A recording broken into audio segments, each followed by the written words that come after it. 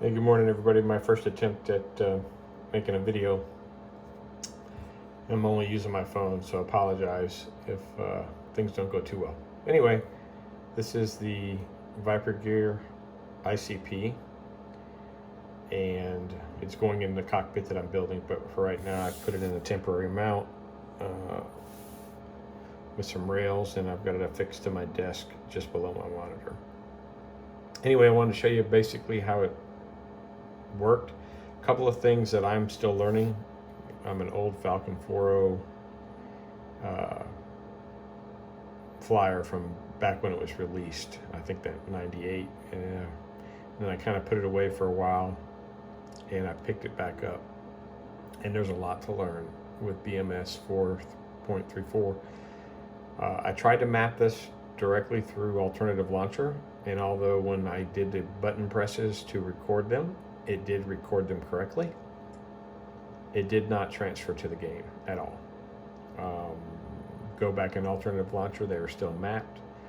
And I think I read somewhere where I might need to set them initially in the setup section of BMS and then go and modify later in Alternative Launcher. So I've actually done half of that. I've set them up in BMS now and they are working.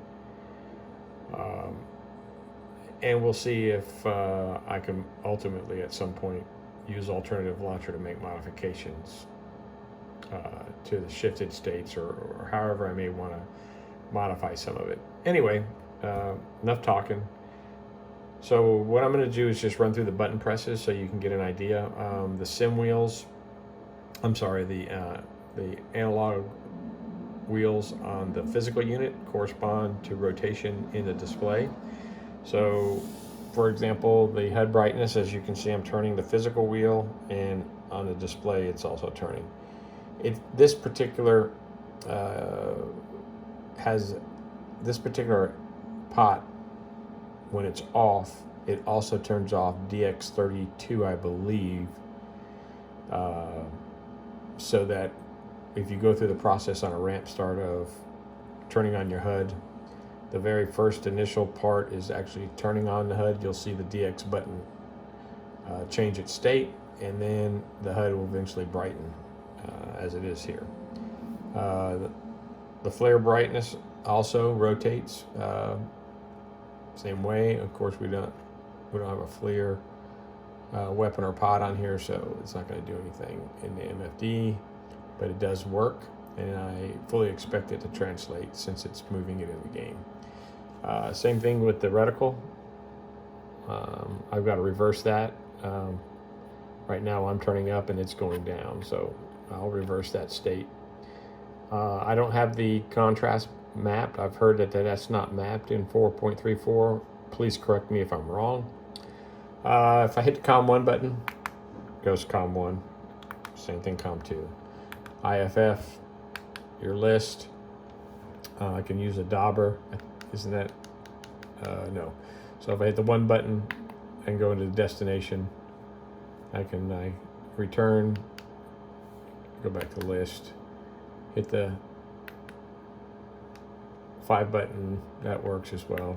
All the buttons are mapped, 5, 6, 7. Recall.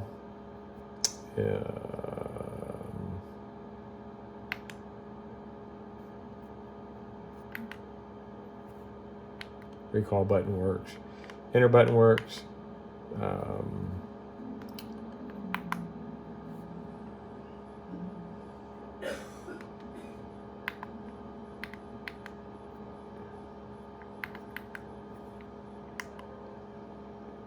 course, that's not a good freak, but it works.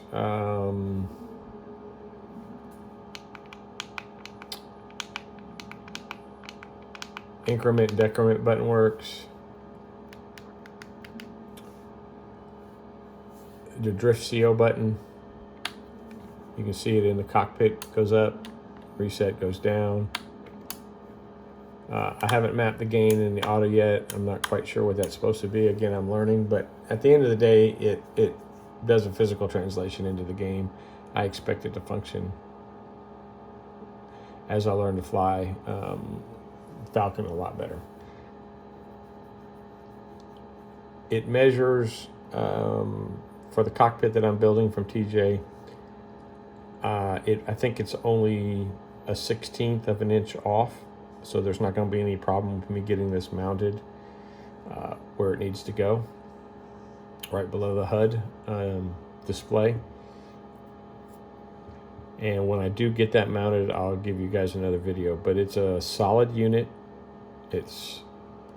When I first got the box, it came very well wrapped, unbelievably well wrapped, and I thought it was a little light, and I believe that's due to the fact that I saw the size of the box and it just didn't weigh all that much. But once I got the unit in my hand, it's not a flimsy piece of plastic. This shell is very rigid.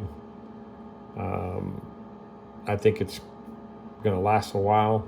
I don't see where the buttons are going to wear off from button presses. I love the color of the lighting. So, and again, you can power this with an external 5-volt source, or you can use the USB, which I'm using USB to power this right now. But he does include a cable and instructions on how to swap that over to an external 5-volt source. I'm actually using it through a powered USB hub. Your mileage may vary. All right, that's all I have for now, guys. I hope you enjoyed this newbie video of my ICP from Viper Gear.